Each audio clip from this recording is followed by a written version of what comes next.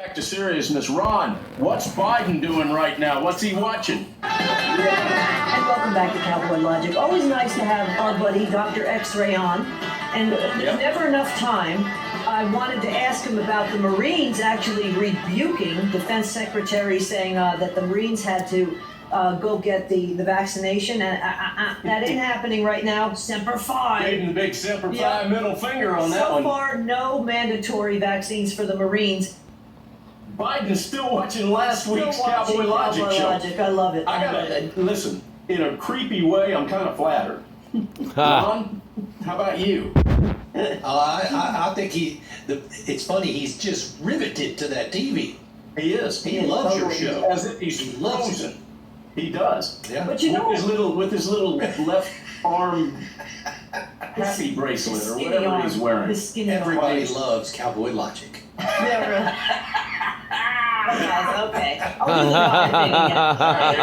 So the mainstream media, as we were talking about earlier, is pretty much abandoning Biden, which is amazing because it's about time. But this Defense Secretary Austin, who's this guy who's just been going around basically showing how weak he is, wearing the mask, then wearing the plexiglass over it. Matt Gaetz even came out and said, this guy is an abomination. He has to be the worst ever to hold that position in any kind of a presidential administration. But all these people, in my opinion, need to go. Who has bigger arms between those two guys, Biden or the plastic mask? I have no idea. Ron, can you weigh in on that? I think I have bigger arms. I do not know who has bigger arms, but I would guess plastic mask. You know what's really scary? No, seriously. And they're sitting there saying, well, at first they said Americans need $2,000 for a plane ride out of Afghanistan. Well, that got huge pushback, so they stopped that. Then they were saying, oh, well, you just get to the airport. That's okay. It's like saying, let's block the Brooklyn-Queens Expressway with tanks and mortar fire and everything else, but go ahead and try to make it to JFK Airport on your own, and then we might fly you out. Duh, that ain't gonna happen. Good analogy, so what are you supposed to do? Take an Uber car to Kabul Airport?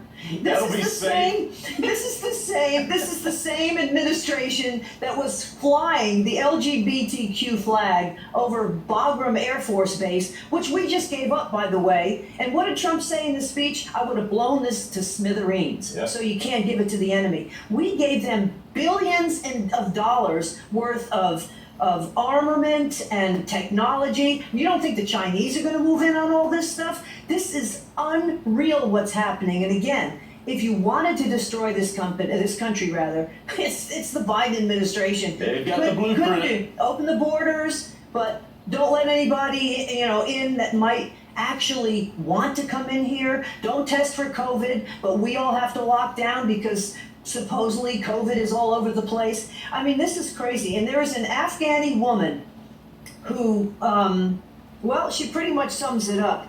And it's really sad. It's really sad. But Ron, if you would play this Afghani woman screaming at Joe Biden. Biden, listen to me carefully. You destroyed not Afghanistan, but the world.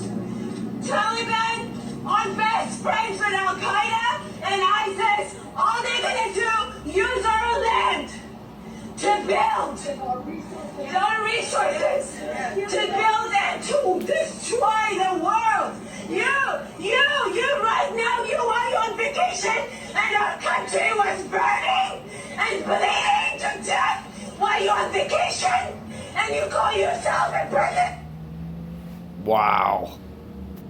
It's really, there's no words that can describe what is going on with these poor people. You gotta realize they've been there, Americanized essentially, for 20 years. That's like taking a millennial who has no idea what 9/11 is, and look it up, folks, because the 20th anniversary is coming, and terrorists love anniversaries. Benghazi, ring a bell? This is a generation that has no idea what it's like to rule under the Taliban, to have no idea what it's like to, if you even look at another man, if you're a woman, you're going to get 40 lashes in public. If you're gay or you're lesbian, you get thrown off buildings. Now they're holding off a little bit, but it's already started. I heard 7 people were killed in just one day last week, and that's all we're hearing about. But you basically have to fend for yourself to get to the airport, and we have no idea how many people there are. So then it could be as much as 15,000.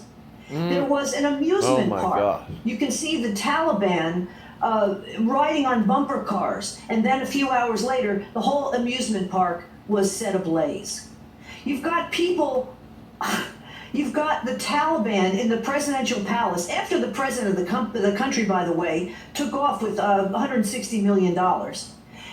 They are in the presidential palace with arms. That's an insurrection, not January 6th. That's an insurrection. And one of the terrorists there was one of the 5 terrorists released from Gitmo during the Obama administration for Bo Bergdahl, the deserter, who are blood, sweat, and tears.